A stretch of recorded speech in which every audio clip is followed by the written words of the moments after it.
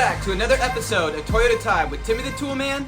I'm Sean, and today we got another sick mod for you. In fact, it's a mini mod.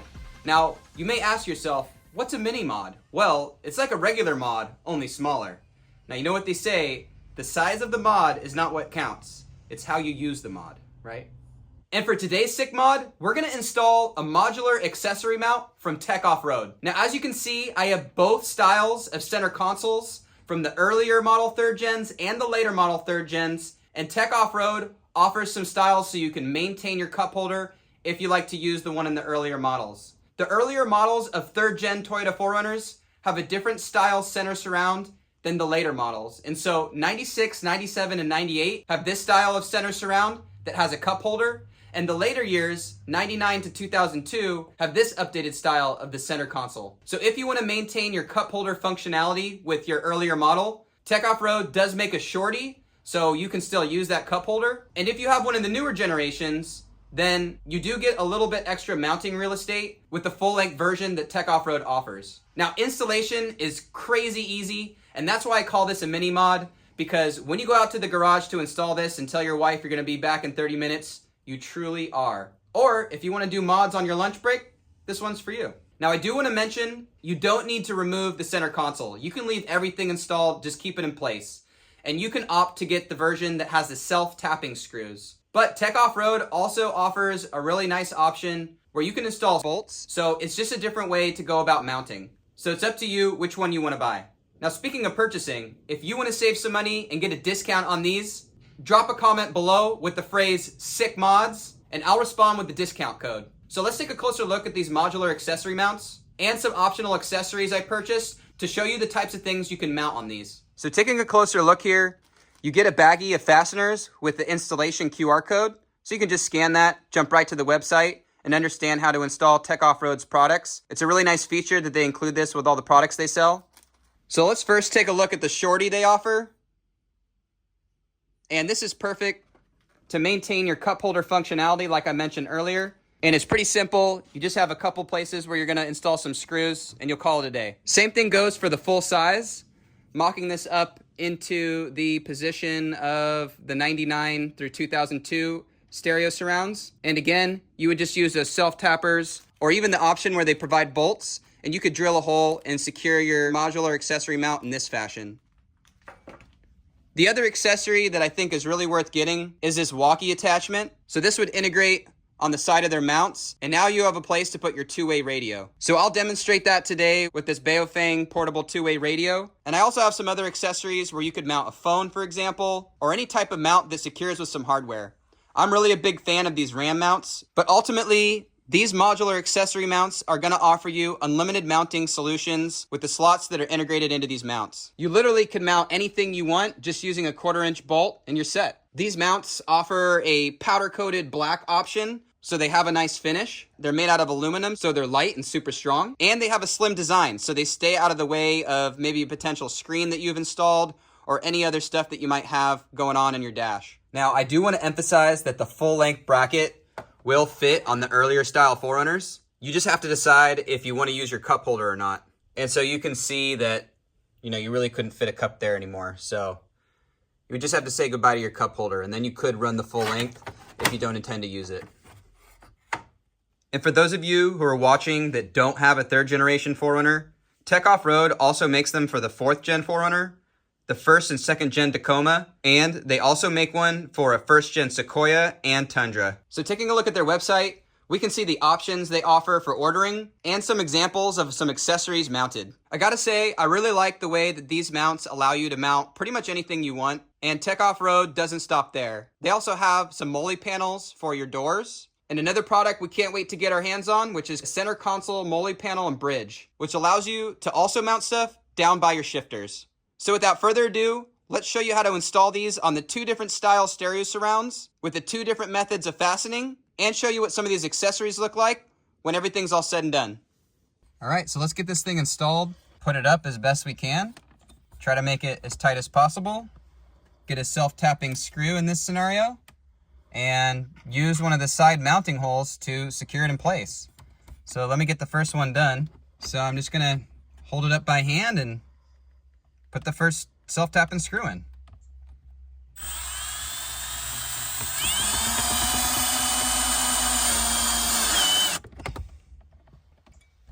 So there's the first screw installed, and it's held up pretty good. That way you can get a sense to see if it's in the place that you want it before you start screwing the rest of the holes. But pretty straightforward. We're just gonna install these self-tappers on either side and then mount some accessories.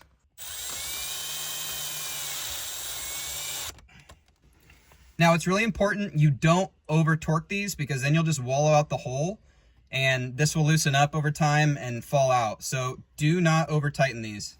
Basically, as soon as it goes in, I'm letting off the throttle to make sure it doesn't keep boring out the hole. This top one's a little tricky. I might need an extension on my drill.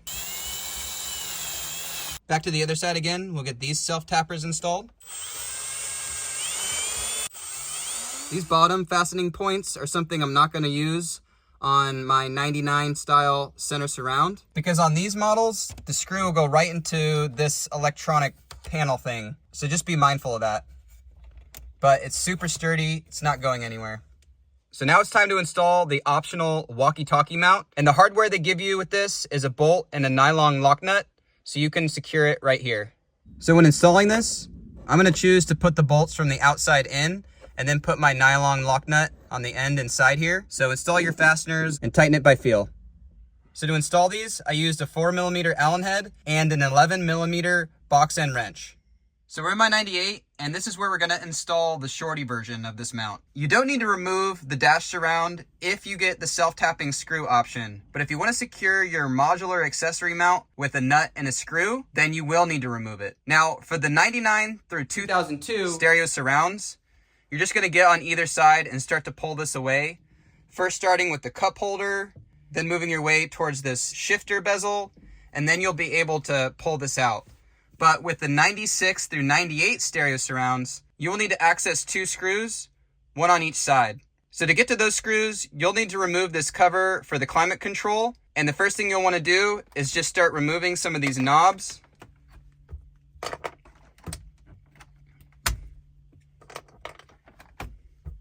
So for interior plastics like this, I like to use this spudger, and it's typically used for like electronics and things like that.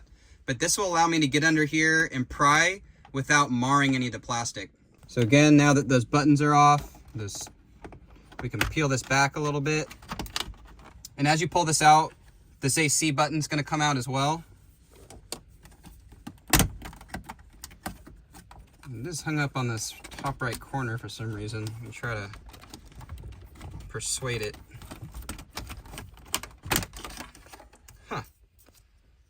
A little bit cheeky right there, but anyways, we got it off. So these are the screws we want to release at the bottom right and the top left. So we're gonna get our handy dandy JIS screwdriver that looks unsurprisingly like a Phillips. And we'll get up here at the right corner.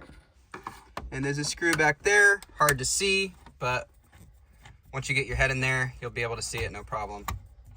Try not to drop these things, might be hard to find. Careful. So again, there's an order of operations. So first, I'm gonna remove this portion. Just pull up. I'm gonna peel this one up. See it unclips.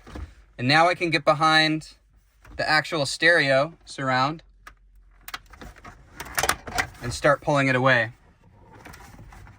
But if you didn't take those screws off and you started to pull it away, you would be breaking some stuff, so just be careful. So then you got some electrical connectors up here. Just press in the little button and make that disconnect. Then you got this electrical connector that hooks up to the clock. Disconnect that. And lastly, down here, you'll have the light for your ashtray and the connectors for your cigarette outlet. Just pull that off. Little button.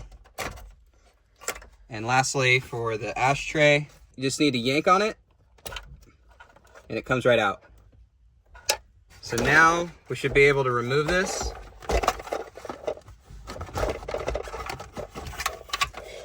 and then get this on the bench so that we can drill our holes and mount the little shorty mount.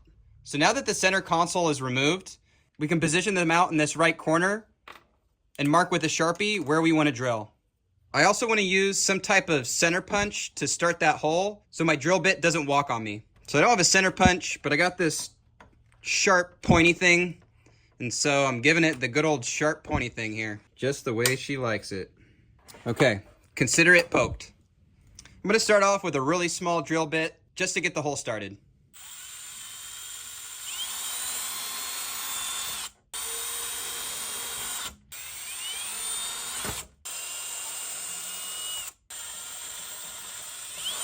Okay, now we'll move to our 13/64.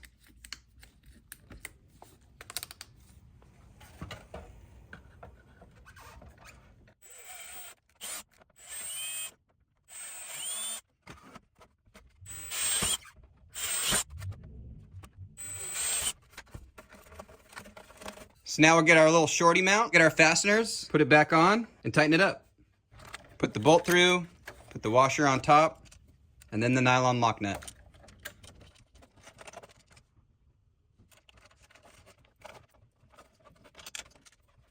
So we're just gonna hold the screw on one side and tighten up the nut. Again, no need to over torque these, just get them nice and cinched up. All right, there you have it. It's ready to go back into the rig, so let's get it back installed. So here's the final install on my 98. You can see I have this MagSafe holder and I've mounted it upside down. You can mount it however you want, the choice is yours. I got it on this ram mount, and I've also deleted my cup holder because I've installed the 99 Plus style cup holders on my earlier model 4Runner. And I highly recommend this mod because it gives you some proper cup holders. So click on the link above if you want to see that install. But ultimately, this gives me a great opportunity to just plop my phone right on that MagSafe mount and have it look really clean. So let's jump over to my other rig and see how that install looks. So here we have the full setup. Everything's mounted. We got our walkie-talkie, our iPad, and our phone. And this honestly just gives you a lot of freedom and flexibility to mount things exactly where you want them. So this product is definitely a great option in case you want to mount things like these. If you're interested in the mounts that I decided to go with, I'll link these in the video description. So with that said, let's get to the outdoors and put these things through their paces.